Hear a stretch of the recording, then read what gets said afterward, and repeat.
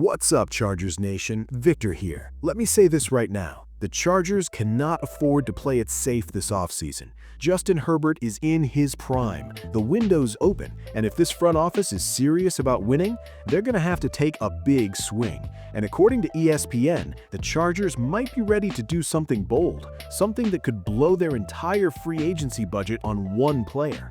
Before we dive into it, do me a favor. Smash that like button, subscribe to Chargers Nation, and help us hit our goal of 3,000 subscribers. All right, let's talk about a move that could define the Harbaugh-Herbert era. This offseason isn't just another reset.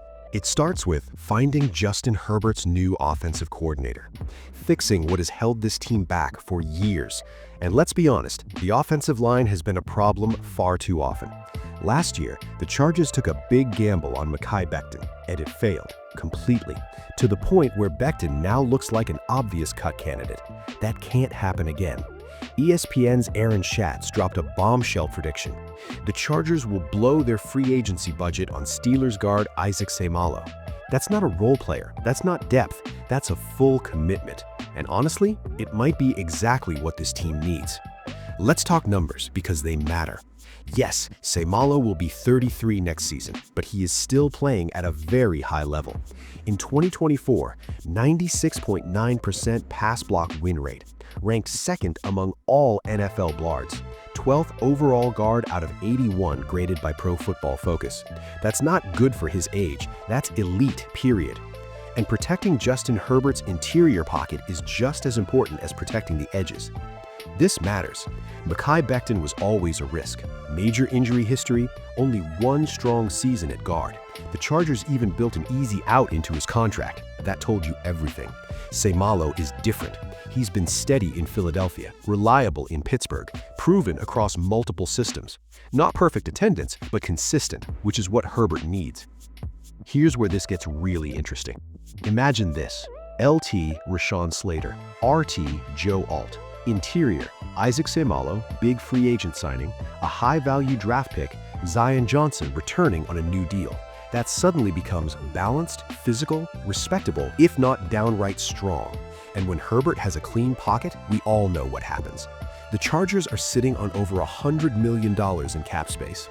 That money does nothing sitting there. If you're going to spend it on protection, spend it on certainty, spend it on keeping your franchise QB upright. This isn't a flashy receiver. This isn't a headline corner. This is a win-now move. Chargers Nation, signing Isaac Seumalo would send a message. We are done gambling. We are done patching the line.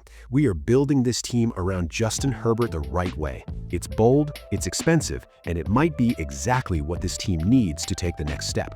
Now, I want to hear from you. Would you blow the free agency budget on Isaac Seumalo, or would you rather spread the money across multiple positions? Drop your takes in the comments. Let me ask you something real quick. What's more dangerous than a Chargers team with Justin Herbert? A Chargers team with Justin Herbert and a blank check. Because right now, the Bolts already have over $100 million in cap space heading into the 2026 offseason. And believe it or not, that number could jump by almost $50 million more with just a few smart moves. Today, we're breaking down 5 realistic cap decisions that could give the Chargers insane financial flexibility to go all in for a Super Bowl run. But before we get into the money talk, smash that like button, subscribe to Chargers Nation. We are pushing hard to hit 3,000 subscribers, and every single one of you helps this channel grow. All right, let's talk cap space. First things first, cap space is not a problem for the Chargers. They're already sitting on $100+ million, which is among the best situations in the entire NFL. But after another painful playoff loss, this front office knows something important. Good isn't good enough anymore. If the Chargers want to truly compete for a Super Bowl while Justin Herbert is in his prime, they need to be aggressive, not comfortable. And with just a few moves, they can increase their spending power by over 40%. Let's break them down one by one. Yes, it always starts with the quarterback. Justin Herbert has the biggest contract on the books, which means he's also the biggest lever when it comes to cap flexibility. If the Chargers restructure Herbert's deal this offseason, they can free up over $17 million in cap space immediately. Now, let's be clear, this does not mean Herbert loses money. This just spreads the cap hit over future years. And honestly, this is only something you do if you're ready to go all in. With Herbert healthy, elite, and in his prime, pushing money forward makes total sense, especially if it helps land impact players right now. This one is fascinating. Derwin James is entering the final year of his contract with a massive $24.6 million cap hit. He's also entering his age 30 season, which is usually when teams hesitate with defensive players. But here's the thing, Derwin just earned second-team All-Pro honors and remains the emotional leader of this defense.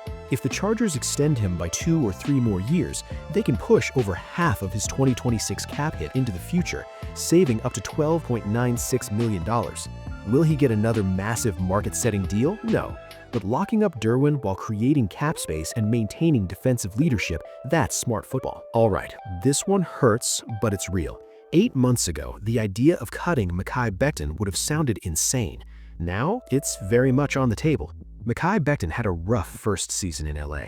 Injuries, inconsistent play, and very public frustration with the situation. The Chargers clearly protected themselves in the contract because they can move on after just 1 year and save $9.7 million. Yes, replacing interior offensive linemen isn't easy, but based on his 2025 performance, it might be necessary. This one feels like addition by subtraction. Chargers Nation, let's be honest. Bradley Bozeman was the worst starting center in football last season. That's not opinion, that's film and metrics. There's absolutely no justification for Bozeman starting a 3rd season in LA. Now, the fear is this: the Chargers might keep him as an overpaid backup because of locker room presence. Leadership is great, but $5.875 million in cap space helps this team more than vibes. If Bozeman retires or is cut, that money needs to be reallocated immediately. This one feels inevitable. Will Dissly was a healthy scratch multiple times in 2025, which tells you everything you need to know about where he stands with his coaching staff. Meanwhile, Oronde Gadsden II is clearly the future at tight end. Dissly took a step back as a blocker, and he doesn't offer much as a receiver. Cutting Dissly saves $4 million, and the Chargers can sign a better blocking vet, draft another tight end, or reinvest elsewhere. This one feels less controversial and more procedural. If the Chargers make all 5 moves, they could clear nearly $50 million more in cap space. That would give them $150 million to work with, a franchise QB, a coaching staff under pressure to win now, and a real Super Bowl window. That's not flexibility, that's dominance. Chargers Nation, windows in the NFL close fast. You don't save cap space forever, you use it. This roster is close, this quarterback is elite, and this offseason is the moment to strike. The Chargers have no excuse not to go all in. Now, I want to hear from you.